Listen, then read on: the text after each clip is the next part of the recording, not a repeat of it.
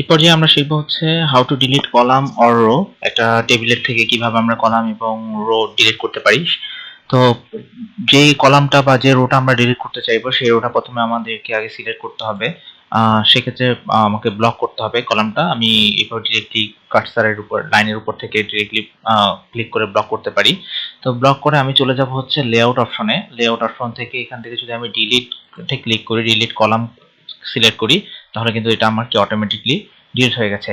একইভাবে যদি আমরা একটা রো ডিলিট করতে চাই তাহলে এখানে থেকে আমি দুইভাবে ব্লক করতে পারি। একটা হচ্ছে এইভাবে টেনে ধরে ব্লক করতে পারি, অথবা যদি একদম বাঁ পাশে এসে যদি কার্সারটা আমার যেখানে আছে এখানে থেকে ক্লিক করি তাহলে দেখা যাবে যে এটা ব্লক হয়ে গেছে। তারপরে যদি আমি সেম ভাবে ডিলিট অপশনে থেকে আমি ডিলিট রো সিলেক্ট করে দিই তাহলে কি এটা আমার অটোমেটিক ডিলিট হয়ে যাচ্ছে। তবে এখানে একটা বিষয় হচ্ছে যে যখন আমরা এখান থেকে ডিলিট করব তারপর দেখা যাচ্ছে যে আমার এখানে একটা ফাঁকা রয়ে গেছে। তো আমি যদি প্রিন্ট প্রিভিউতে যাই আমাকে প্রিন্ট প্রিভিউতে গেলাম, তাহলে কি এখান থেকে একটু ফাঁকা আছে, যেটা আমার কি একটু বেশি ফাঁকা, দেখতে খারাপ দেখা যাচ্ছে।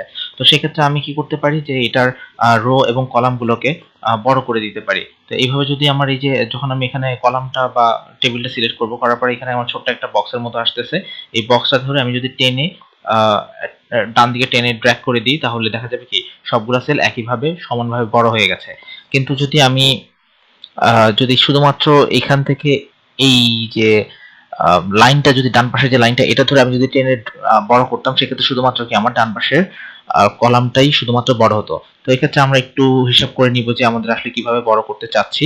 যদি আমরা সমানভাবে বড় করতে চাই তাহলে আমাদেরকে এইভাবে অবশ্যই সবগুলাকে সিলেক্ট করে বড় করতে হবে। ধন্যবাদ সবাইকে।